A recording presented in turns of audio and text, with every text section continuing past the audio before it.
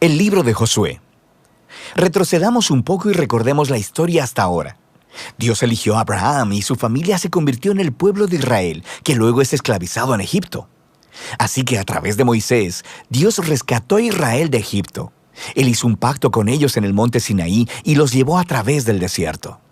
Así que después de esto, Israel hizo campamento afuera de la tierra prometida, y Moisés les llamó a obedecer los mandamientos de Dios para que pudieran mostrarle a todas las otras naciones cómo es ese Dios. El libro de Josué continúa justo después de que Moisés ha muerto, e Israel está listo para entrar a la tierra. La historia de Josué está diseñada con 4 movimientos principales. Primero, Josué guía a Israel a la tierra prometida. En segundo lugar, una vez que están ahí, se enfrentan con toda la hostilidad de los cananeos y entran en batalla con ellos. En tercer lugar, después de sus victorias, Josué divide la tierra prometida como herencia para las 12 tribus. Y en último lugar, el libro concluye con unos discursos finales que Josué da al pueblo. Profundicemos y veamos cómo fluye todo esto. La primera sección inicia con la muerte de Moisés y Josué es nombrado el nuevo líder de Israel. Y el autor intencionalmente presenta a Josué como el nuevo Moisés. Así que al igual que Moisés, Josué llama al pueblo a obedecer la Torá. Esto es los mandamientos del pacto que les fueron entregados en el monte Sinaí. Y luego, Josué envía espías a la tierra, justo como Moisés lo hizo en Números capítulos 13 y 14, excepto que esta vez las cosas van mejor. De hecho, algunos cananeos incluso cambian de religión y deciden seguir al Dios de Israel. Luego, Josué lidera a todo Israel a través del río Jordán hacia la tierra prometida.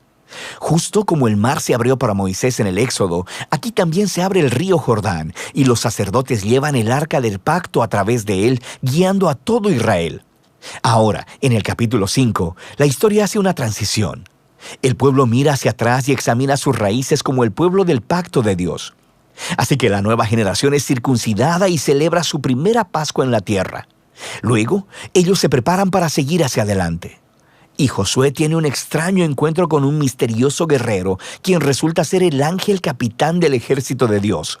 Y Josué le pregunta, ¿eres de los nuestros o de nuestros enemigos? Y el guerrero le responde, de ninguno de los dos. Lo que nos muestra que la verdadera pregunta es si Josué estaba del bando de Dios. Esto deja claro que esta historia no se trata de Israel contra los cananeos. Más bien, esta es la batalla de Dios contra los cananeos, en la cual Israel va a jugar el rol de espectador o en ocasiones de participantes en el plan de Dios, lo que nos lleva a la siguiente sección. Encontramos historias acerca de todos estos conflictos que Israel tuvo con diferentes grupos cananeos, y la primera parte cuenta en detalle la historia de 2 batallas. Y esto es seguido por una serie de historias cortas que condensan en breves resúmenes años de batallas. Entonces, las primeras 2 batallas son contra Jericó y contra Ai, y estas ofrecen una imagen contrastando la fidelidad de Dios contra el fracaso de Israel. En Jericó, Israel debe tener un enfoque completamente pasivo. Así que permiten que la presencia de Dios en el arca los dirija alrededor de la ciudad durante 6 días. Y justo como Rahab se volvió al Dios de Israel, tal vez el pueblo de Jericó haría lo mismo, pero no lo hacen. Así que en el 7º día, los sacerdotes tocan las trompetas y los muros caen, produciendo la victoria de Israel. El punto de la historia es que Dios es quien librará a su pueblo. Israel solo necesita confiar y esperar. Ahora, en la siguiente historia de la batalla en Ai, se señala el punto opuesto. Hay un israelita llamado Acán, y él roba de Jericó algunos de los objetos preciosos que solo le pertenecen a Dios, y también miente sobre ello. Esto es algo bastante absurdo después de lo que Dios acaba de hacer por Israel. Así que Israel empieza su batalla con la ciudad de Ai y son completamente derrotados. E Israel obtiene la victoria solo después de arrepentirse con humildad y de lidiar severamente con el pecado de Acán. De manera que estas 2 historias son colocadas juntas para señalar un punto importante. Si Israel va a heredar la tierra, deben ser obedientes y confiar en los mandamientos de Dios. Ellos no recibirán un trato especial. La segunda parte de esta sección comienza con los Gabaonitas, un pueblo cananeo. Y ellos hacen justo lo que Rahab hizo, volverse al Dios de Israel y hacer paz con Israel. Esto contrasta con los otros reyes cananeos, quienes empiezan a hacer alianzas y coaliciones porque quieren destruir a Israel.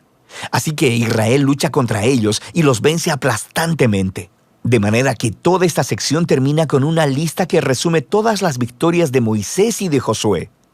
Ahora, detengámonos un momento, porque es probable que te molesten estas historias y la violencia que ellas contienen.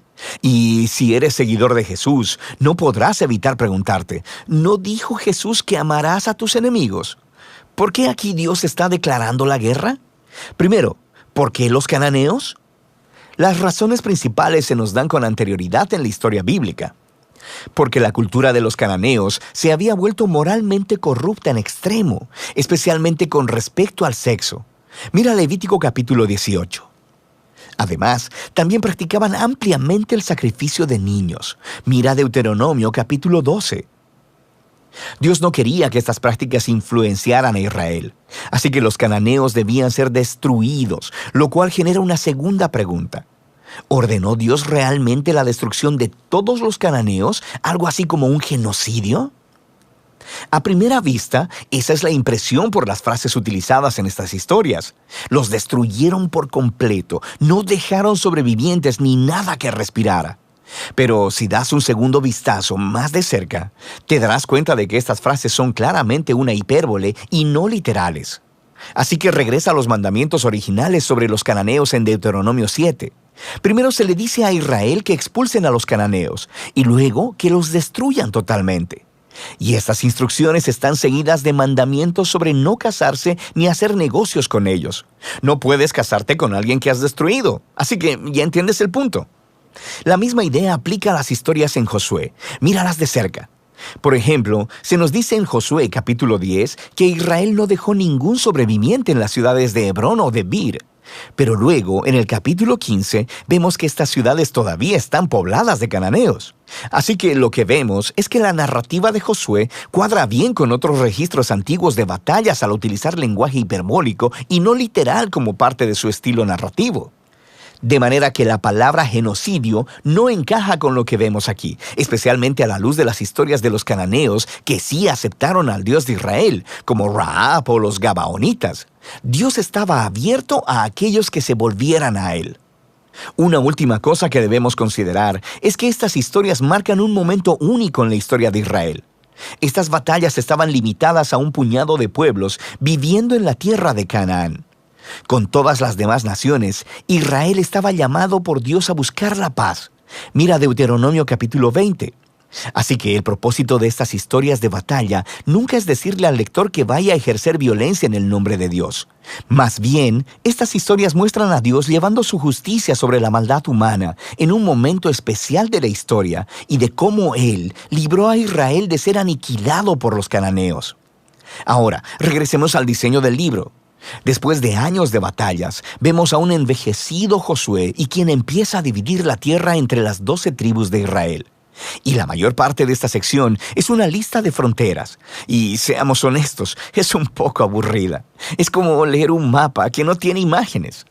Pero para los israelitas, estas listas eran muy importantes. Este era el cumplimiento de las antiguas promesas de Dios a Abraham, de que sus descendientes heredarían la tierra prometida. Así que ahora todo estaba sucediendo hasta el mínimo detalle, lo que nos lleva a la sección final.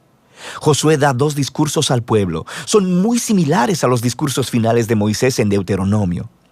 Josué les recuerda sobre la generosidad de Dios, cómo Él los trajo a la tierra prometida y los rescató de los cananeos. Así que les llama a alejarse de los dioses cananeos y a ser fieles al pacto que hicieron. Si así lo hacen, esto los llevará a la vida y la bendición en la tierra. Pero si son infieles, Israel mismo hará que caiga sobre sí el mismo juicio divino que experimentaron los cananeos. Serán expulsados de la tierra hacia el exilio. Así que Josué deja a Israel con una decisión pendiente. ¿Qué hará Israel? Esta es la gran pregunta que surge mientras la historia termina. Y este es el libro de Josué.